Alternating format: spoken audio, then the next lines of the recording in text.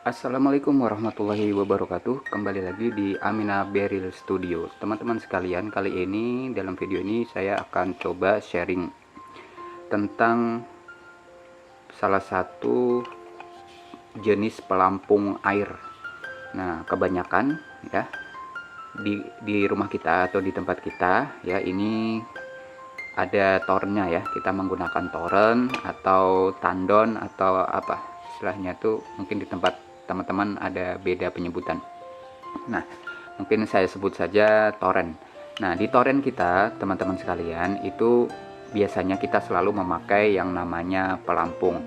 Pelampung ini di video saya yang sebelumnya sudah macam-macam saya bahas tentang pelampung, dan kali ini salah satu jenis pelampung yang berbentuk seperti ini ya, berbentuk ada kayak bolanya ya.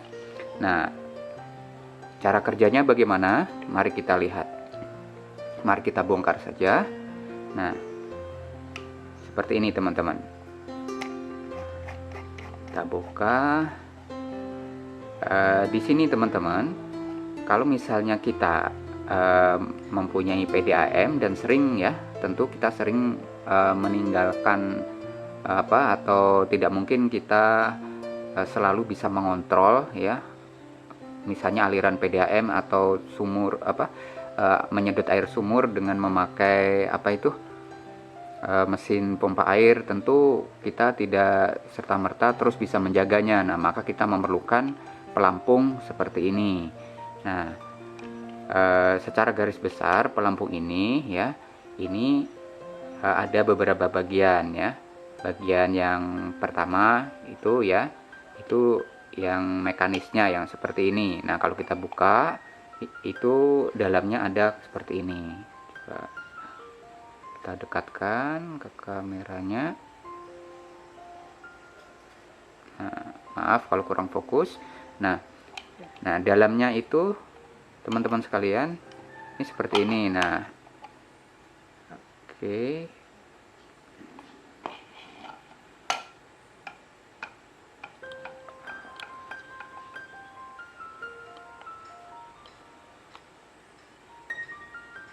Oke, nah dalemannya ada apa ini, saya nggak tahu menyebutnya ini apa, cuma bentuknya seperti ini ya, sekitar 2 cm lah. Ini bendanya ini gunanya adalah untuk menutup secara otomatis. Nah, di dalam lubang yang di dalam sini. Nah, jadi ada bagian ini teman-teman, dan kemudian ada besi ya seperti ini, dan kemudian ada pelampungnya. Nah, secara teori itu seperti ini. Apabila air itu masuk ke dalam, nah gini ya. Nah, air itu masuk ke sini. Nah, kemudian keluarnya di sini, outnya di sini. Nah, out di sini ini harus bisa menutup secara otomatis. Dia memanfaatkan ini pelampung yang ada di sini. Ya, pelampung yang ada di sini, kalau dia ada air, karena ini dalamnya kosong ya, tentu kalau ada air ya itu langsung dia ke atas gitu kan. Nah, kayak bola kosong, tentu kalau bola itu tidak bocor ya, itu langsung mengangkat ke atas kan. Nah, ketika dia mengangkat ke atas, nah dia secara mekanis itu sudah ada di dalamnya tuh kayak besi ya, besi kayak gini bentuknya. Nah, jadi kalau dia ini ke atas, lalu besinya itu kayak mendorong kayak gitu. Nah, yang didorong yang ini. Nah, yang didorong itu ini teman-teman. Nah, yang didorong, nah bendanya ini. Nah, apabila dia itu mendorong ke sini, ya kayak gini kan, misalnya kayak gini, mudah-mudahan jelas gambarnya. Dia mendorong kayak gini, tak kayak gitu, maka dia di sini dia akan terdorong ke sini, tak. Nah, jadi kemudian lubang yang ada di sini, ya lubang yang ada di sini dia akan menutup, itu dia akan menutup oh maaf, gini, tak kayak gitu. Nah, jadi kalau ini sudah tertutup, maka airnya tentu tidak bisa keluar lagi. Di sini kan air masuk kan. Nah, tentu airnya langsung mampet kayak gini. Nah, jadi mati dia aliran airnya. Nah, cukup sederhana secara teori. Nah, jadi ini teman-teman sekalian, yang seperti ini menjadi alternatif buat teman-teman apabila mempunyai torrent yang mungkin teman-teman agak susah kalau naik turun. Jadi kita sebaiknya mempunyai ini pelampung yang berkualitas bagus. Nah, apabila teman-teman memilih yang tipe seperti ini, perlu diingat ini ada min plusnya ya, ada kekurangan juga ada kelebihannya. Ya, mungkin yang pertama kelebihannya dulu deh ya. Kelebihannya tentu ini harganya ya terjangkau. Harganya terjangkau dan kemudian istilahnya itu ini mudah ya, cukup mudah lah memasangnya ya. Dan ini mungkin bisa dikatakan pelampung 1000 watt ya, karena banyak sekali yang memakai seperti ini dan mudah mencarinya di toko-toko bangunan ya. Itu biasanya yang tersedia juga seperti ini. Nah, akan tetapi teman-teman sekalian, kalau ini memang dikatakan sebagai kekurangan ya, ini ada beberapa kekurangan ya. Di antaranya adalah teman-teman ini memerlukan space yang lebih atau tempat yang lebih. Misalnya kita mau memasangnya di bak mandi. Nah, bak mandi kita supaya otomatis, nah kan otomatis mati sendiri gitu kan. Nah, jadi tentu ini panjangnya kalau nggak salah ini ya sekitar 30 cm lah. 30 cm tentu kan akan, kalau kamar mandi kita itu kecil, bak mandi kita tuh kecil, tentu ini kan akan memakan banyak tempat. Nah itu akan tetapi ini juga bisa dimodifikasi ya, mungkin bisa ke samping sini atau ke samping mana ya, supaya nggak kena mandi kita itu apa yang namanya itu ya, yang untuk mandi itu ya, nah, gayung. Nah, kalau kami menyebutnya di sini gayung, nggak apa ya kalau bahasa Indonesia, bahasa teman-teman mungkin bisa di share apa.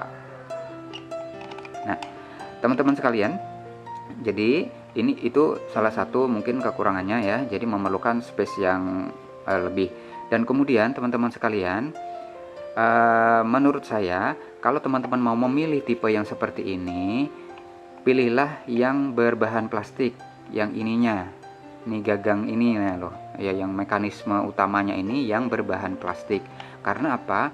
Kalau berbahan plastik dia akan susah untuk kotor atau berkaratnya. Tapi kalau teman-teman ini terbuat dari besi, nah ini akan mempunyai kelemahan lagi, dia akan mudah berkarat. Karena kan kalau berbulan-bulan, bertahun-tahun di dalam air tentu akan berkarat ya. Nah, akan berkarat seperti inilah.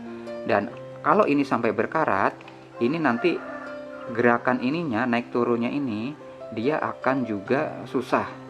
Nah, makanya saya sekarang tidak memakai lagi yang seperti ini, yang untuk ini yang terbuat dari metal atau dari besi ya. Kalau di rumah saya ada memakai kayak gini, tetapi ini terbuat dari plastik yang seperti ini. Nah, kalau mungkin mereknya macam-macam ya. Kalau di sini apa Amico ya. Nah, teman-teman sekalian, jadi seperti itu. Ingat, kalau bisa ya sebulan sekali atau 2 bulan sekali ya, paling lama ya 2 bulan sekali mungkin ya, ini diperiksa ininya supaya otomatisnya ini tidak terganggu. Karena beberapa kasus yang saya alami ini macet kayak gitu ya, jadi akhirnya sudah sampai atas gini, akhirnya ya ini sudah di bawah gini tapi dia masih macet, masih kuat gitu kayak gini. Jadi akhirnya air terus keluar dan toren kita menjadi luber. Nah, seperti itu. Dan ini juga teman-teman juga perlu dicek juga apakah ini terkunci atau mungkin ini kotor, yang di dalamnya juga perlu diperiksa. Karena kalau ini kotor juga bisa mengakibatkan tidak menutup dengan sempurna, yang ininya tidak menutup dengan sempurna gitu kan. Nah, Jadi ini sekali lagi adalah sekedar pengalaman saya ya, sekedar pengalaman saya, dan mudah-mudahan ini menjadi pertimbangan teman-teman. Jadi kalian bisa memilih yang mana yang cocok untuk teman-teman. Ada yang video kemarin kan ada yang berbentuk kecil aja ya, yang pelampung, ada yang kalau yang ini ya agak besar dan kemudian harga murah dan mudah dicari.